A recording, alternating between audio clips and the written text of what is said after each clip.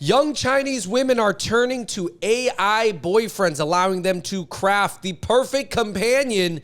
David, is this the end of Chinese boyfriends? Yeah, this app Glow from Mini Max is like something out of Black Mirror. 黑色的金子. Yeah, this is the title of the article, Andrew. Better than a real man. Young Chinese women turn to AI boyfriends. Specifically, they're talking about this app Glow.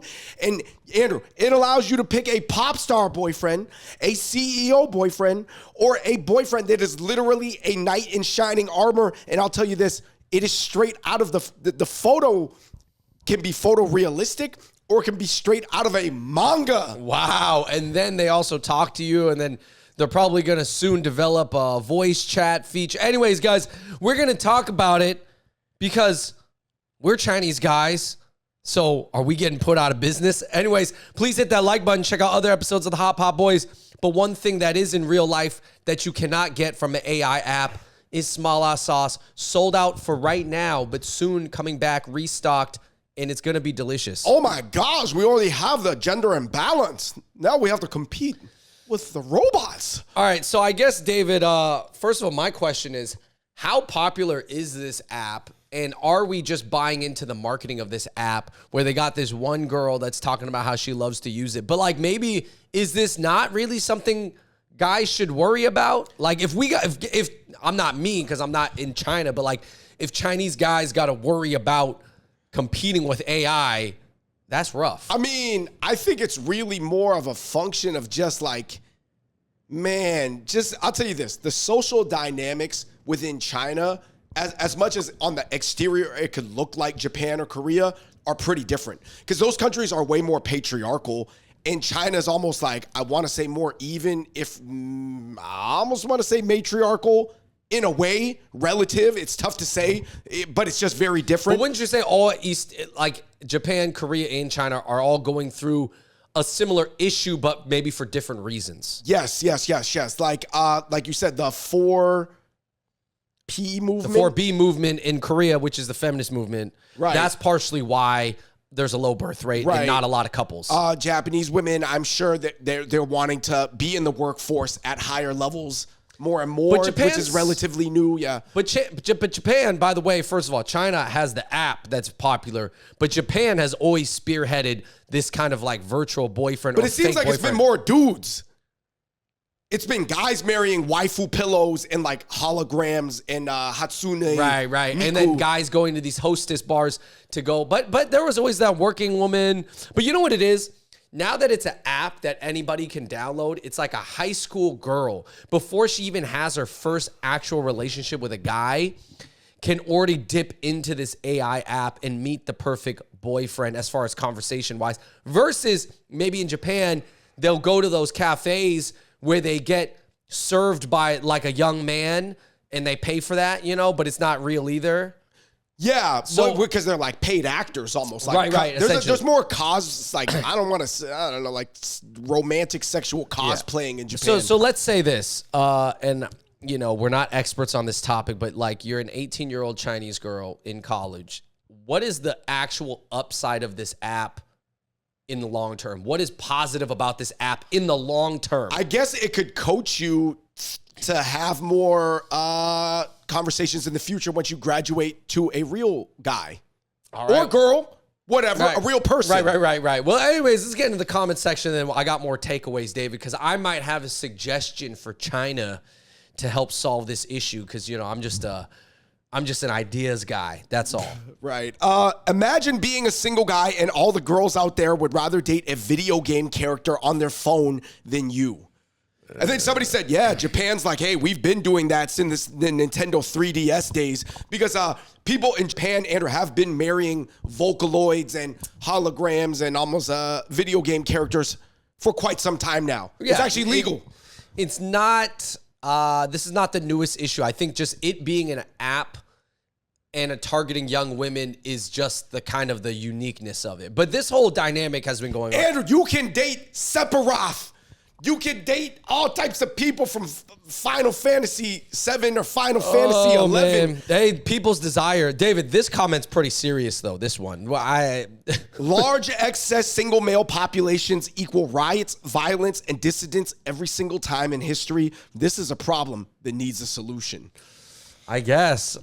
Yeah, I guess it's true, except the only difference is in the future, these dudes are going to be subdued by technology, so I don't know. No, because they potentially could have the female version of this. However, there was a lot of discussion about saying that men, relationship-wise, may be more physical-centric, whereas women may be more companionship-centric. More emotional-centric, yeah. I mean, this is... That's what people like say. Old wives' common sense, right? Yeah. Obviously, person to person, it can vary. We're like talking about men, in a wide generalization. Men are more physical, so they want a physical body, so they go seek companionship, whether at the strip club or any other way. You know what I mean? But then women, they almost just need that emotional support. I guess I feel more. Because they always say that, Andrew, this goes back to Pam at the office. Women have more like work husbands. Right. Somebody said now they'll have someone who will affirm all their decisions and smile while they rant about not finding a decent guy. And then this woman fired back and said, when Asian culture cultivates both toxic, fragile masculinity and highly educated, career-minded women who ain't dealing with that ish. Wow. I don't know. Is this weird that people are arguing about what's going on in China as Asian Americans, or is there? I don't know. Maybe it relates to how they feel coming from their Asian family. Someone said, this is a funny comment, though. There should be a spin-off app for Asian men to use AI to teach them how to speak to women, not in like a toxic Andrew Tate type way, but, just to have humility, empathy, and communication. And then there was this long debate under her comment, dudes being like, oh, but don't you see all those videos about girls saying they have icks when a guy shows emotions, vulnerability, right, we're and talking humility. About the internet podcasts that are popping right now. Yeah, and then I'm just like, man, once again. Well, it turns into the gender wars, right? But the crazy thing is, I'll say this, to give these girls a point, I think the guys in China need more masculine role models. I don't think they're getting them right now. I do think a lot of them are disproportionate, are at Wang Ba's, eating cup of noodles, playing games. I see in the videos, I've been to China. Obviously, there's a different, you know what I mean? There's different segments of any population, but that one might be making up too big of a slice. Sure. Well, I have a suggestion at the end of this video. Keep watching. Somebody just said, how come humans are having less tolerance for humans? What's going on nowadays? What, we just want the perfect AI personification of humanity's soul, but not an actual imperfect, flawed soul? And then other people said, no, it's because these men come from patriarchal, traditionalist, conservative, Confucian cultures where their attitudes and thought processes are no longer attractive to modern educated women, specifically Korea, Japan, and China. That's why they have the lowest fertility rates and highest percentages of single people in the entire world. I'll say this. Obviously, I'm not from Asia. Do I know a lot of people from Asia? Have I spent time in Asia? These cultures, they are kind of introverted, and a lot of people do have a lot of high expectations. And that's not necessarily like the best combination. Like everybody wants the best everything. Everybody wants the best phone. Everybody wants the best this and that. They were the best trying to get the best grades in school. Obviously, I'm not talking about everybody, but a disproportionately sized portion of the population of any sort of income class and up is like super overachievers, and that could lead them to want the overachiever personality, which is only going to be accomplishable with the ChatGPT personality. Yeah. I mean, this is all related to the same idea and the same tropes that we have in America where, women want perfection and this, and then women have the technology now. They're going to go find perfection in their own way. And I do think that it's how the guys are raised and how the guys act, but also it's how the women are raised. I think it's both sides. Anyways, David, any other comments? Don't people realize that this flight from reality will ultimately make you more unhappy and depressed? Other people were saying this is the end of civilization as we know it. Haruki Murakami, Andrew, a famous Japanese writer, says, it feels like we are near the end of days. David, a lot of people are fearing that when you combine this AI app with the physical machinery to pleasure you, Now you're going to have You talking about through Bluetooth an 3.0. AI app that is connected to this machinery, whatever that machinery may be, you know, that feels like a person. And that's going to be like a double way. That's going to be essentially virtual reality, except plus the machine. Right. Because that's what everybody's talking about. When they think about virtual reality, it's like you're going to put on Apple Vision Pro and you're going to have this like lifelike person or cartoon, your fantasy figure.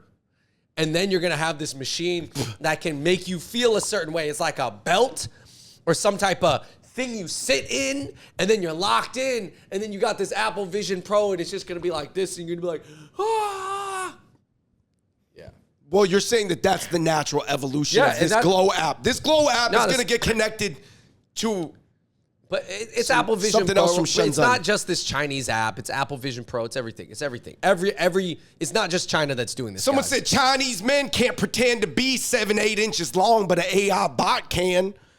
Come on, let's be honest. This girl Tufei from the video earlier, she didn't even want that. Come on, man. But yeah, so I think overall, man, David, what is your takeaway? Do you have a takeaway? All right, you know what was really interesting? I read this Buddhist quote that said, when we humans become emotionally attached to things that are not real or alive, we trap ourselves in a cycle of wanting more stuff and being pulled by things that only seem attractive, drifting in the realm of sensory temptations.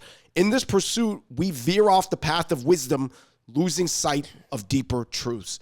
And nowadays, Andrew, the technology is accelerating the human ability to lean into that indulgence. So I guess just need less things. That's the only way.